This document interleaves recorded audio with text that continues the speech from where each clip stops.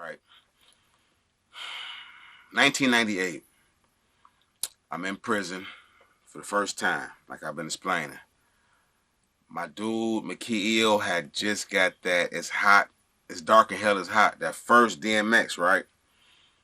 He let me ride that boy. Hold on. Alarm time. Boom. Gotta go feed the dog in a minute. So he let me ride this tape forever. It seemed like, because I had this tape for weeks. This tape had me wanting to be on the yard more than I had to take care of my responsibilities, because it got me in my street zone, right? I don't want to even go to class or none of that. I'm in this class, in this horticulture class at the time, and I had a garden, and I wasn't doing none of the work. All I was doing was straight watching the video on how to make hydroponics. So, needless to say, I got kicked out of the class, right? Let me get some water right quick. I get kicked out of this class, this horticulture class and whatnot. And they put me on this 00 status. And 00 status means that you cannot go outside all day until about 3 o'clock. You got to stay in your house unless you're going to child.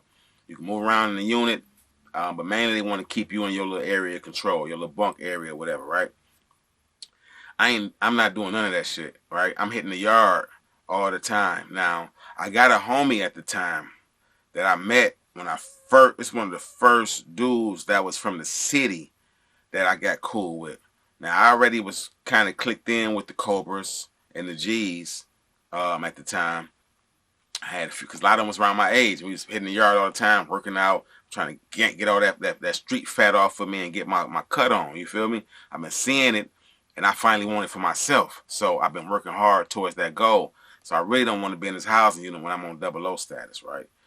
I'm hitting the yard because my man, Dean X, was his name at the time. They called him, see, in the streets, they called my dude Pretty Myrell.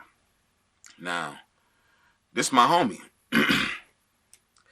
What messed me up about our relationship was that I always said I'm not messing with no East Side dudes, because all my cousins was from the East, and I had hung on the East like my whole childhood growing up. So I got into a lot of fights growing up on the East Side, which later on in life, you know what I mean, like to this day, me and a lot of them dudes real tight. We real tied in. Point is, my man was a real East Side, little short, light-skinned, cocky, wanna-be pretty boy, hazel eyes, had his big ass, over-exaggerated pink lips that he used to be always licking. I'm like, bro, what the fuck is you doing? You know what I mean? This baby LL Cool J fake ass. I used to flame him about that. Like, bro, calm down, right? Now, check this out. Man, this dude rotating, hitting the yard a lot. He used to be a Melanic. I became a Melanic, right? Melanic Muslim. So I always wondered why he wasn't still in rotation with the brothers, but I had heard of other brothers, you know, who used to be Melanics, used to be Moors or whatever. They wasn't in rotation anymore, but they were still supportive. They would still come around as a supporter, right? Now, this was Dean X status. Some dudes would ask me, "Damn, you hanging with Dean X?" I'm like, "Yeah, that's my dude, right?" Now, like I said, when I first got locked up, I'm just filling everybody out. I don't, you know, it's just like anywhere else you go that you new to. You filling everybody out. You trying to get the lay of the land, and you trying to figure out who cool, who ain't, who solid, who feeble. The next to this point had been a solid dude. I mean, he never disrespected me. We never had no bad blood. Like right now, it's still no bad blood between me and him. The revelations of what he brought to me was mind blowing in itself. A lot of these stories that I get to telling y'all, it's like the reason why I'm telling them is because they stand out and they bizarre a little bit. And then you got to also think that you got individuals who been there and you haven't, especially if you're a newbie. And most of this I'm talking to guys who out here in these streets wilding. Because if you out here and you wilding, it's a possibility you're going to hit them tracks, right? You're going to hit that yard. It's a real possibility you either going to hit that yard or be laid out in these streets. You go up that way, these type of stories I'm telling y'all, so y'all keep your eyes open, right? So, based on the camaraderie of you from the city, you an East Side dude, from the city, period. If you was from the city, period, it meant like it was love. You know what I mean? Then it branched out to you from Michigan, right? So, but sometimes you get on a location, it ain't that many city dudes. It's a whole bunch of Flint dudes, but they embrace you, right? It ain't but 3 Flint dudes, a whole bunch of city dudes, but y'all all family as well. Or Saginaw, or Benton Harbor, or Kazoo, Muskegon. you know, it's all these cities in Michigan that get locked up in the MDOC, you start linking up. But my primary objective back then was to stick with my own because I didn't know about no other cities. So me and Dean X got real tight. Hitting the yard, working out. I'm on double low status. I don't want to be in a unit. It's dark and hell. It's hot. It's ringing in my ears. You feel me? I'm feeling like, man, I got to get up out of here. You feel me? These dudes, it's like really, this music had me so on one. So I just like, listen, I'm leaving out the unit. I don't care what the consequences is. Now, after so many months of me and DNX locking in, telling stories, talking about these different bras we done bagged, chicks that we still in love with potentially, you know, just kicking the bobos about everything that we going through and a lot of shit that we have been through. Now, there is some things that you don't tell, you know, certain people, and I'm pretty sure some shit he ain't tell me. Now, he had a, you know how it is, like when you say, like, man, I got my little piece out there in the streets. Most dudes, like, okay, I got somebody I'm still fucking with that's in my, you know, that we had an intimate relationship, or we got an intimate relationship. So he kept talking about his piece that was in Ohio that had went home. Now, I had never seen this chick, but I heard a lot about her. Now, the fact that she all the way in Ohio and had once been in prison and was still reaching back out to him reminded me of this little quote-unquote love affair that I think I'm going to do an episode on that love affair. I think that'd be interesting to some of y'all, man, because I thought I was in love. You feel me? On some pen pal stuff. Deep story, right? Deep story now. But, anywho, Dean X telling me about this chick he got these feelings for. And how, like, man, when I get home, we going to rock out. He's sending me money, about to send me some pictures. So, you know, pictures and mail and the joint, it's everything. Your mans get pictures in mail, that's almost like your pictures in mail, right? You can't show everybody your pictures in your mail because some dudes perverted out. You got dudes that steal people pictures. You understand what I'm saying? Well, steal a picture of your mom's. If she thick enough, if she cold enough to him, the titty sitting right in the picture, he gonna steal that picture and be up in his little thing doing his thing. You feel me? Up in this area doing his thing off your mom's memory. So, you don't show everybody your mail. But I'm geeked to my man about to get some mail because at the time, I'm dry. Only mail I'm getting is from family, and a couple of the homies would shout me out, and moms would put it in a letter. Dog said this. Your man's Rick said this. Fat D said this. They sent some money. You understand what I'm saying? So, anyway, shout out my man Rick. Shout out my man Fat D too, right? They showed me how he loved that first bid. But me and this dude, we basically both waiting on his mail. You understand what I'm saying? It's both our goddamn mail. So when he finally get it, I'm on double low status and I sneak outside to the yard. He actually called me out and I'm like, hell yeah. Not only do I want to go out, my man's out there waiting on me. So I'm about to throw this music on. I'm about to get me some coffee in my system, right? And I'm out here. I'm geeked up off the coffee and all that, right? So I hit the yard and we out there and we post up on this little stoop.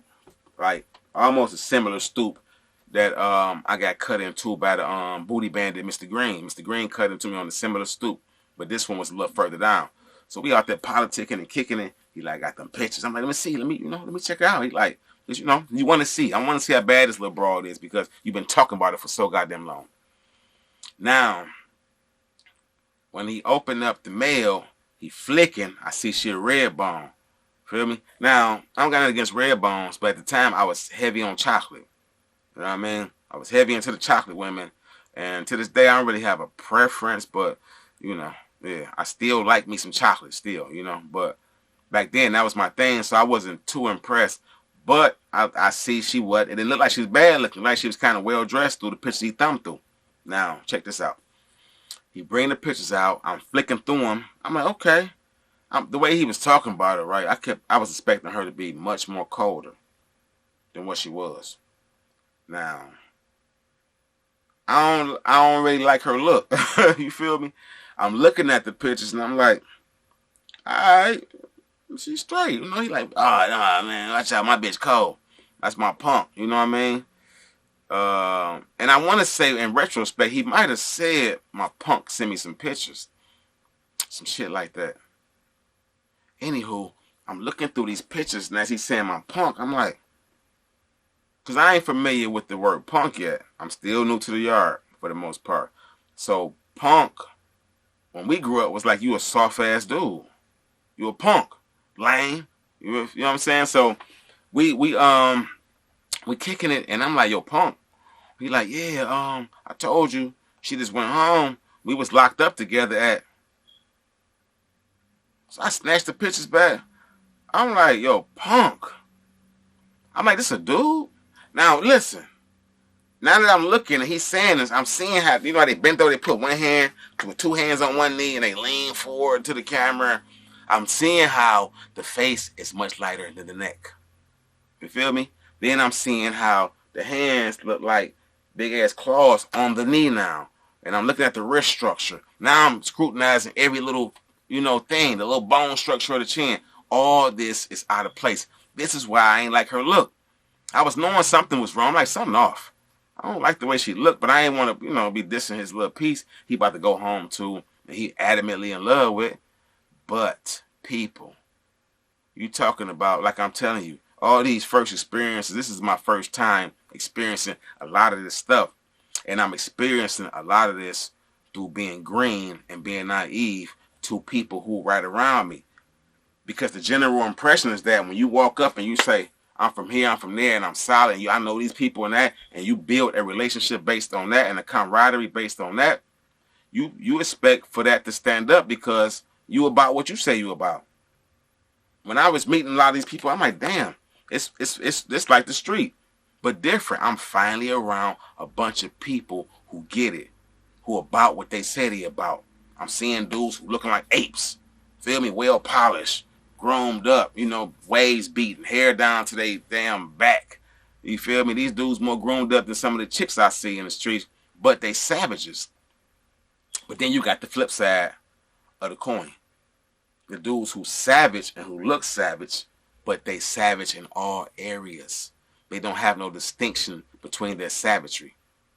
And that savagery will lead to a beast type of mentality. And a beast type of mentality with some individuals will lead them to bestiality and other things, which means that they don't have no type of distinction between who they lay down with, between who they rotate with, who they allow in their house, who they allow around their spiritual energy, and who they allow in their bodies. Being that me and this dude was tight, and we had spent the last so many months just kicking it, because I got to Lakeland Correctional Facility like February of 98. This is the summertime. So you got to think for like about 3 months, easy, me and Dean X rotating the yard together. We kicking it. He became like a big bro to me, even though he was a lot shorter than me and whatnot. And the boy had helly talent. You know what I mean? The boy could rap his ass off and he could sing his ass off. Now, that don't got nothing to do with your sexual orientation, but my thing was, being that this is my first experience with what I call somebody on the yard, it's like a OG to me, you know what I mean, or a quote-unquote big homie type of dude. It was disheartening because, all this time I'm thinking you talking about a chick. Now, whatever you do and however you flip and flop, that's your business, bro. Do you see that picture? This is a far cry from the dude I met. The dude I met, you talking about well-groomed, low-key, trying to be a pretty boy. The little COs in the yard as females was digging him. Could blow, was cocky, used to hit the track all the time, running, hit the bag, showed me some boxing techniques. Blew my wig when I looked this up, man. I looked up my dude, I'm like, damn, he 50 now. So I knew he was older than me, so he 4 years older than me. And I'm going to get the dates correct, actually. It's outdated. It's 2039. It's a long time. You 50, that's another 17 piece. You'll be about 70 when you get out, right? It's tragic because this dude had a lot of talent. But think about what I was saying, where he was at mentally. He had got corrupted somewhere in his life. And I don't want to say, because I don't think he always was on tip with the alternative sexual lifestyle. I think what happened with him is that when he got to prison, and he used to tell me a story after that punk situation. He told me a story about another situation with somebody who he was really involved with at another location. And I found out later that that's why he was no longer rotating as a Milanics, because he was involved with them punks. And there is a law in Melanicism, especially in prison, that says that you cannot socialize or associate with known homosexuals or informers. So of course I believe the brother had to step down and whatnot because of that, or because he obviously didn't get excommunicated because he was still around the brothers. But I learned a lot from that situation though. This is a dude who was a shooter and a killer in the streets. Got to the joint. I don't know if he got to dealing with them with punks in the joint. It was already dealing in the street, but he was in violation of street code. That was one thing for sure, because in the streets you don't even deal with that type of lifestyle. So it's just certain things when you adapt to them lifestyles, you take on the rules and the codes and the ethics of that lifestyle. That was a no-no, period, right? Even when you was getting helly money, and they got dudes out here, you know, who getting helly money, who dibble and dabble. But my thing is, if you do it, do it. Pick a side. That's the whole thing. Don't be on the down low. That's the point, right? But you just do a savage, a killer, a shooter, who became my dude, my OG. Didn't even know nothing about that lifestyle he was into. Get back out. Obviously hadn't dealt with his issues, his mental health issues or whatever was affecting him, because look, he flashed back out. Flashed out in a crazy ass way too.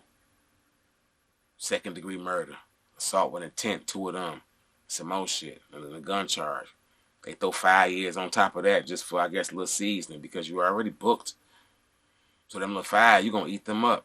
You know, I'm listening to this dude on the yard all this time. I'm seeing him move in military fashion, telling me, watch out, don't let them split us. Hold on, walk around us. This, that, and the other, right? What's up, soldier? You feel me? Some of your most honorable and loyal soldiers, right? I'm talking about the ones who will hold you down. I ain't talking about what they do in their personal life.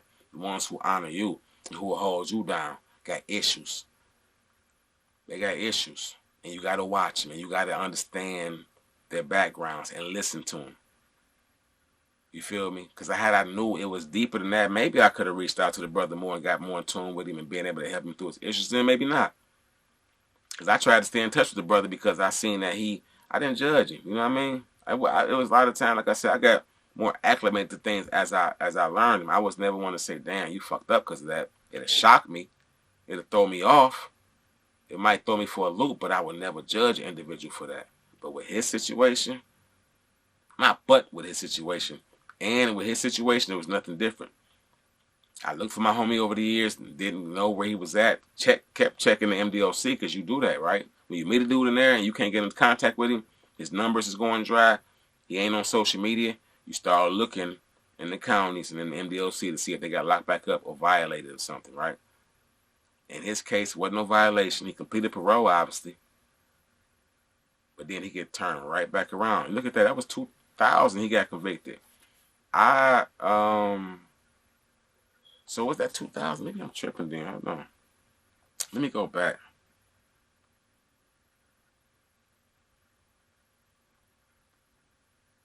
Yeah. So he wasn't even out for he was out maybe a couple of years. I met him in 98. He got home for a little while, flashed back out, went right back. I didn't find this out until all these years later, because I had his name wrong. His first name, I ain't gonna give that up, but his first name is not his actual name that he was going by. So that's what took me so long until I remembered one day. Because he gave me a whole name, Myrell Flannery, you know what I mean? And that wasn't his real name. So I kept looking that name up until one day I remembered Dean X. And I went through the Deans and I said, that's my bro. That's him right there. He ain't look nothing like him. That picture looks so crazy compared to him. Imagine a dude that could have been rapping next side Lil Zane. You know them little clean faced boys that rapped and, all the girls went crazy and all that. Imagine a dude that could have went in the room and been a lyrical assassin and a pretty boy type dude at the same time. I mean, I ain't look like a damn, no disrespect, but he like somebody that's in adult foster care or something, who need medication and 24-hour care. He looked burnt out. And that's my dude. Still love him to this day. Might reach out to him. But it's just sad that you have a lot of that. I learned a lot from that situation, in retrospect especially.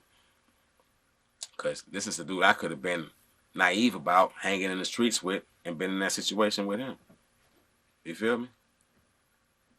always an antidote. You know what I mean? It's always a lesson in what I'm trying to tell you. I'm never glorifying street shit, never glorifying prison stories. Just really trying to reach out and using these stories to pull y'all in and to give y'all life lessons that hopefully y'all can pull y'all people in and say, look, you hear what Dog said? Don't go to prison. It's too much shit you got to go through, man.